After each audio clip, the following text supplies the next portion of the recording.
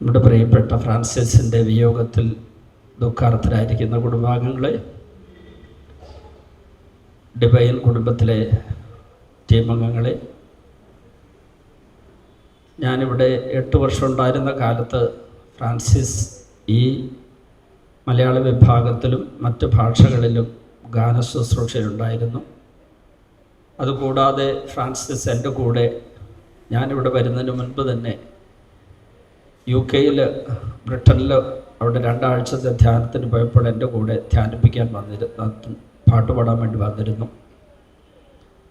ഞാൻ ഫ്രാൻസിസിനെ അവിടെ വെച്ച് ആണ് കൂടുതലായിട്ട് ശ്രദ്ധിച്ചതും മനസ്സിലാക്കിയതും.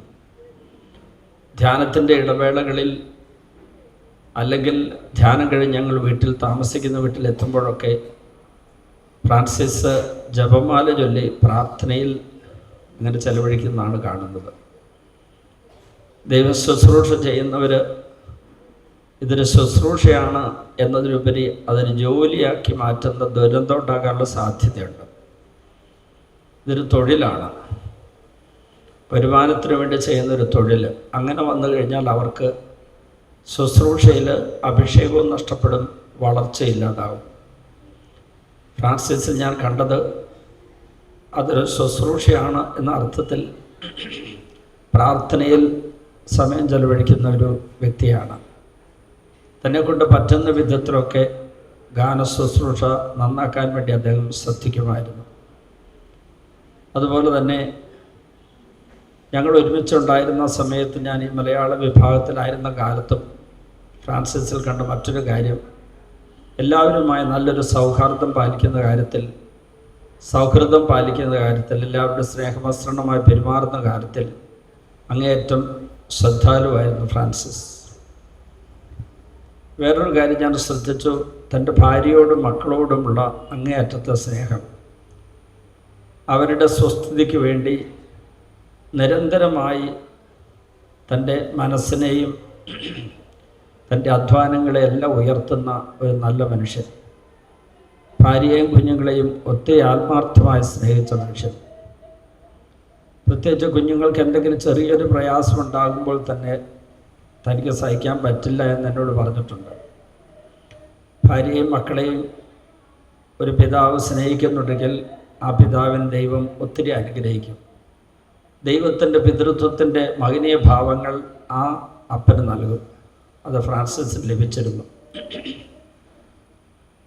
അവസാനമായിട്ട് ഫ്രാൻസിസ് ഒരു നല്ല ദൈവ ശുശ്രൂഷകനായിരുന്നുള്ളൊരു തെളിവ്, ശുശ്രൂഷ കഴിഞ്ഞതിന് ശേഷം ഉടനെയാണ് തനിക്ക് ആരോഗ്യപ്രശ്നമുണ്ട് എന്ന് കൂട്ടുകാരോട്, സഹപ്രവർത്തകരോട് പറഞ്ഞത്. അപ്പോൾ തന്നെയാണ് ആശുപത്രിയിലേക്ക് കൊണ്ടുപോയത്. പക്ഷേ ഫ്രാൻസിസിനെ ദൈവം തിരിച്ചു വിളിച്ചു.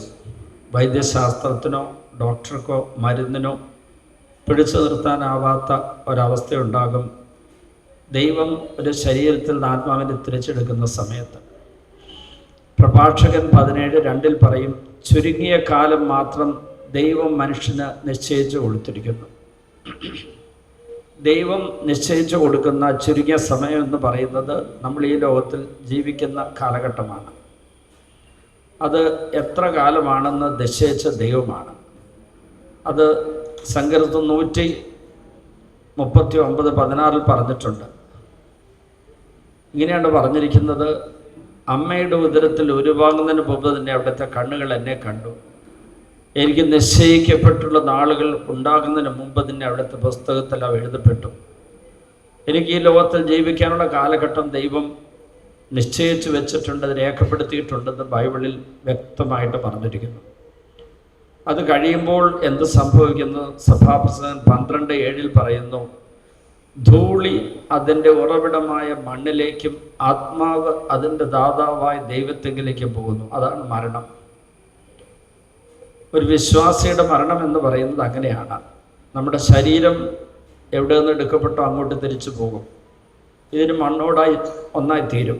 എന്നാൽ ആത്മാവാകട്ടെ ദാതാവായ ദൈവത്തെങ്കിലേക്ക് തിരിച്ചു പോകും. ആ ദാതാവിൻ്റെ പൂർണ്ണതയിൽ, സൃഷ്ടാവിൻ്റെ പൂർണ്ണതയിൽ, അവിടുത്തെ സ്നേഹത്തിൽ ആത്മാവിലേക്കും. അതാണ് സ്വർഗം. നമുക്ക് ഫ്രാൻസിസിന് വേണ്ടി പ്രാർത്ഥിക്കാം. അങ്ങനെ ദൈവ ഐക്യത്തിന് വിഘാതമാകുന്ന ഒരു ചെറിയ കുറവെങ്കിലും ആത്മാവിനുണ്ടെങ്കിൽ അദ്ദേഹത്തിൻ്റെ കുടുംബാംഗങ്ങളും സഹപ്രവർത്തകരും സുഹൃത്തുക്കളും ചേർന്നാണ് പ്രാർത്ഥിച്ച ആത്മാവിനെ ദൈവത്തിൻ്റെ പരിപൂർണതയുടെ സമൃദ്ധിയിലേക്ക് നയിക്കേണ്ടത്. നമുക്ക് ഫ്രാൻസിസിൻ്റെ ആത്മശാന്തിക്ക് വേണ്ടി പ്രാർത്ഥിക്കാം.